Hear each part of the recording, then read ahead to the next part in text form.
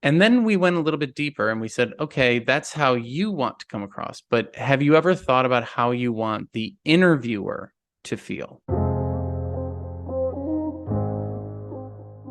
Hey there, my name is Martin McGovern, founder and lead coach at Career Therapy, and we just finished up another group coaching session for this week.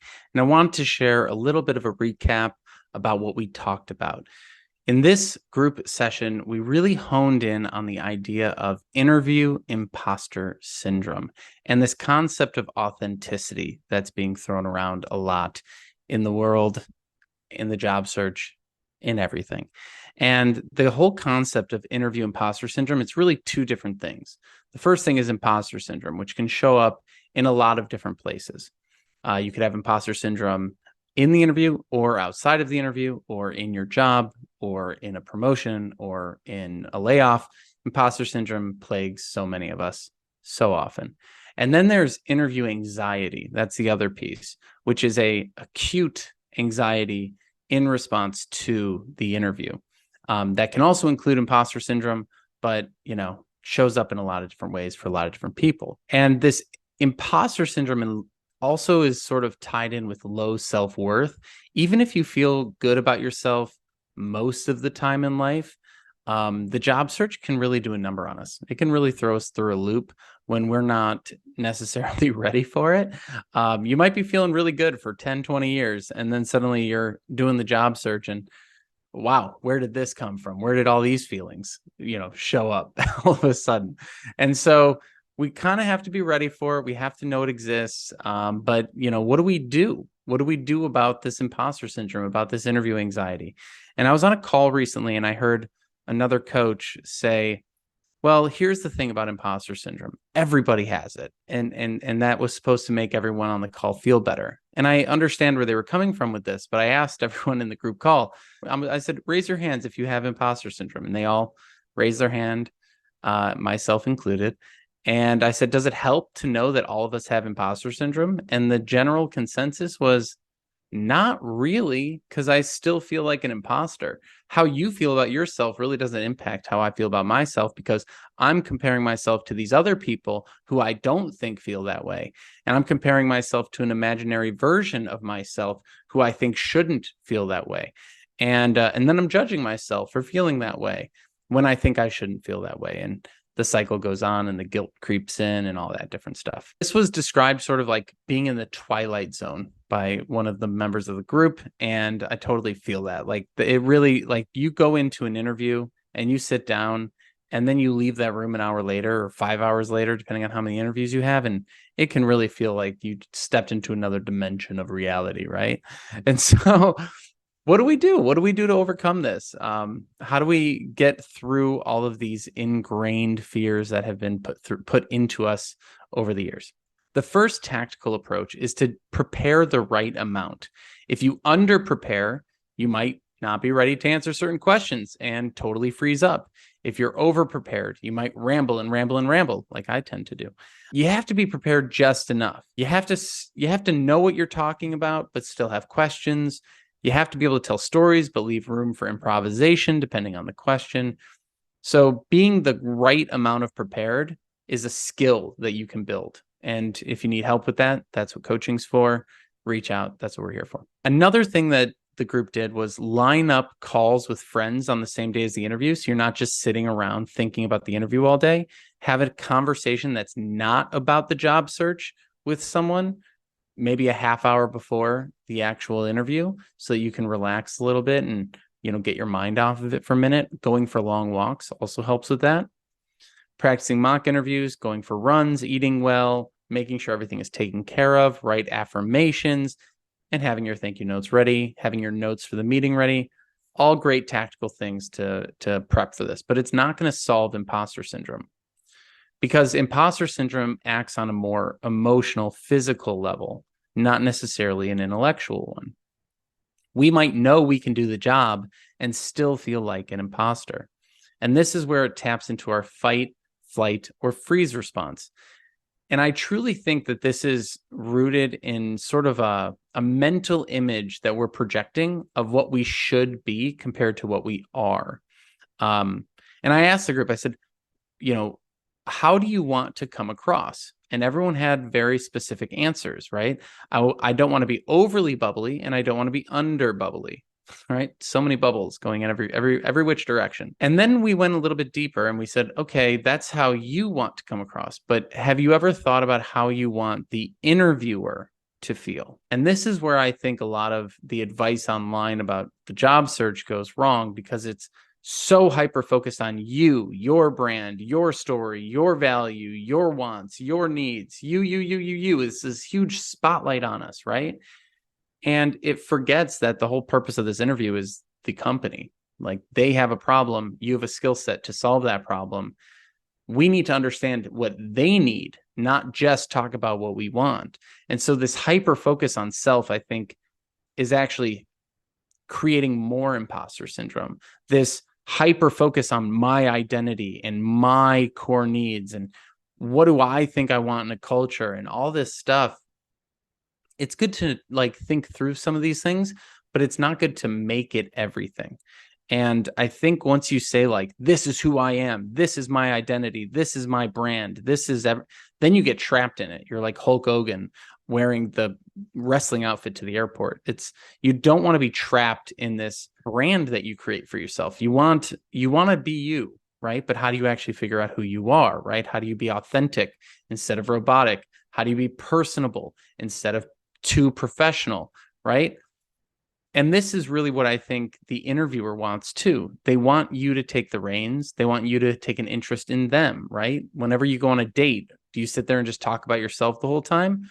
Or do you ask questions? Do you show an interest, right? Showing an interest in the other person helps take the pressure off of you, and it makes the conversation better and the interview better and everything so much better. But how do we actually, accept who we are in these situations, right? Because the reason we're trying to be a certain version of ourselves or trying to take on the attributes of someone else that we think is successful is because we think that we maybe won't be accepted. Maybe people won't like us. Maybe if I do all these things, I'll still get rejected. And we probably will. We'll get rejected for being ourselves and we'll get rejected for not being ourselves, right? But how do we actually figure out what we are?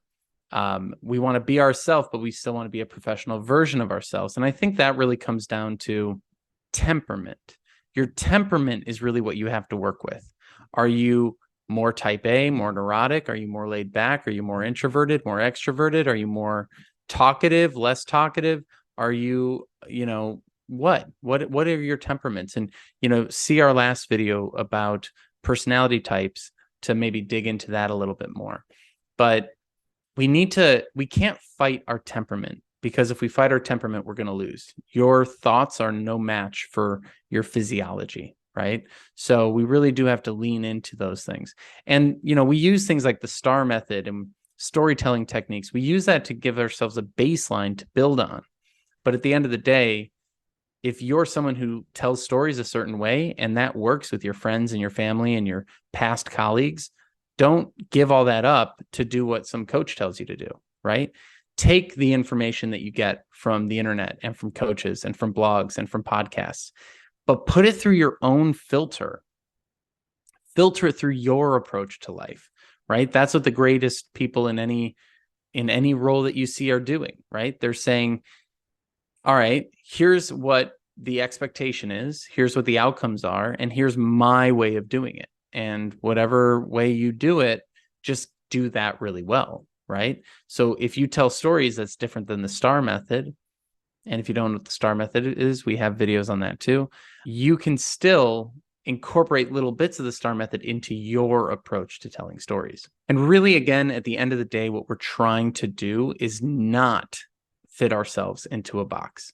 Fitting yourself into the box, I think, is what creates the disconnect between who we quote unquote authentically are, although that's a very ambiguous thing and is constantly changing. But when we're trying so hard to fit in a box, we tend to not please anyone. We don't please ourselves. We don't please the people we're interviewing with, or we get the job and then we don't even like it because we fit a box so well that wasn't us. We convinced them to give us a job that wasn't right for us. And now we're having to deal with the consequences of that. It's better to take the job that actually works with your temperament than to take the job that works against your temperament, because you'll be able to do a better job at it. You'll be able to sustain it over time and be actually interested in it versus drudging your way through it all the time. And what did this look like in practice for the people in the group, for the members of the coaching program? Well, what it looked like in practice, I asked, what is a part of your personality? And I want to ask you this too. What is a part of your personality that you think is going to ruin the job interview for you? What is it about your personality that you think is not okay to bring to the interview? One of the examples that came up in the call was corny dad jokes, worrying about saying a stupid dad joke that comes naturally, just comes up through conversation. And like, was that too corny? Are they going to think I'm no good? And honestly, I tend to find that makes people stand out in interviews because it shows that you're comfortable. And if you're comfortable, it's perceived as confident. Everyone's telling you need to be more confident, but what does that actually mean? Can you actually put can you really sink your teeth into what confidence is? For me, it's being calm, knowing how you're going to respond, or knowing or trusting yourself to respond appropriately, no matter what happens. That to me is what confidence is. So I try to focus on how do you stay calm? And if you stay calm, it will be seen as confident, even if you're not confident. I think a lot of people think I'm super confident. I'm very anxious a lot of the time. And I just have done improv and coaching and videos for long enough that I know no matter what happens, I can roll with the punches, I guess. And that's perceived as confident. But really, for me, it's just I've got a good set of coping mechanisms around my anxieties. And so rather than trying to become more confident, I say just try to be more calm and be ready for more things and know how you'll respond in a variety of situations that can help sort of ease that worry. So lean into the corny dad jokes. It doesn't mean now be the corny dad joke person who is constantly trying to riff a corny dad joke all throughout the interview. That comes across as weird, but don't run away from it and don't be embarrassed about it if it naturally comes out that you make a little fun joke.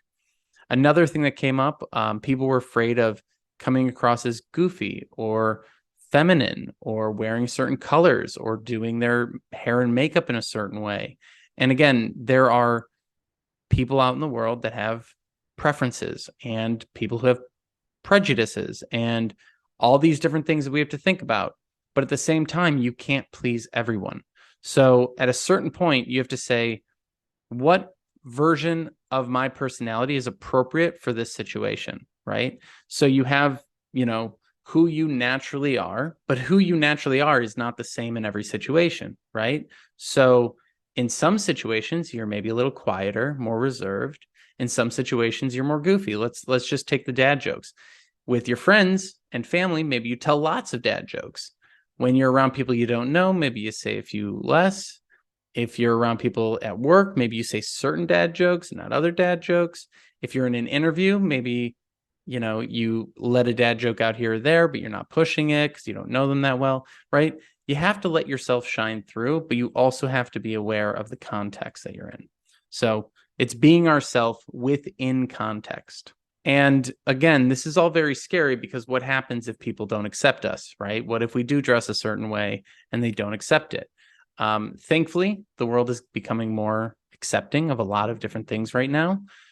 But that doesn't mean that there aren't going to be opportunities that you miss out on just because of how you dress or how you look. But we're also in a space where there's no right answer. I have people come to me all the time saying, should I shave my beard? Should I grow my beard? Should I wear a suit? Should I wear a blazer? Should I wear just sweatpants? Like, what do I do? And the answer is, it all depends.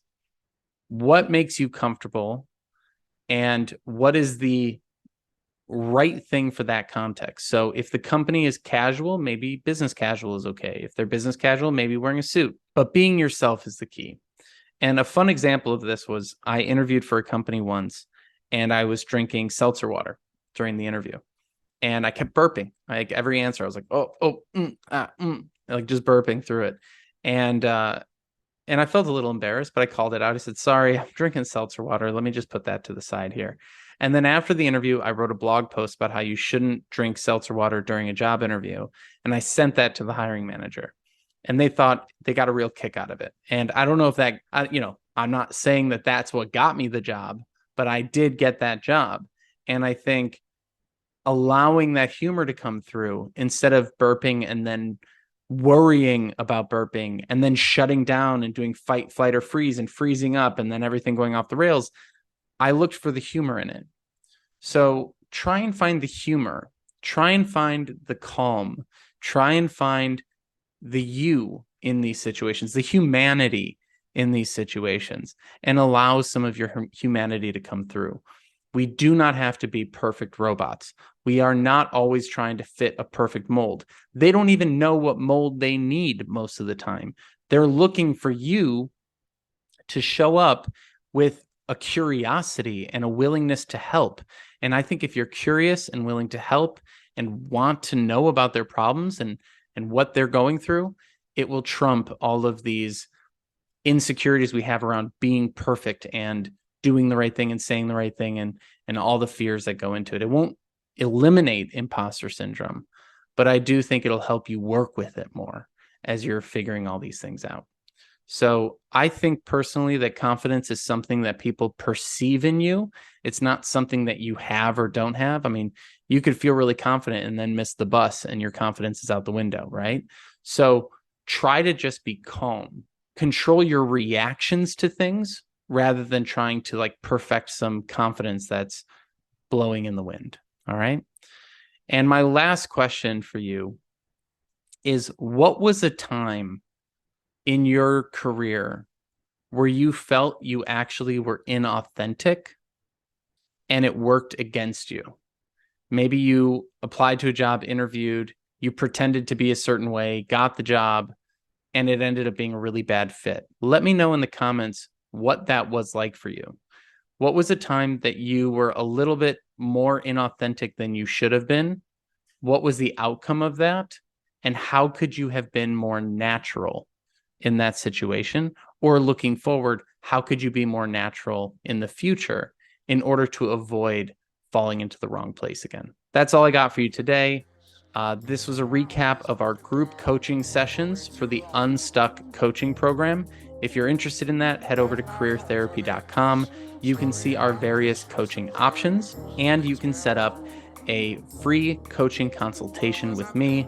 Quick 15 minutes to talk about your situation, maybe answer some questions, and let you know if this program's right for what you're looking to work on in your career, whether you're trying to be promoted, trying to change jobs, or you've gone through a layoff or quit and you're trying to get back in there. Thanks again for watching. Like and subscribe and all of that jazz. And I'll see you next week for another recap video. See ya.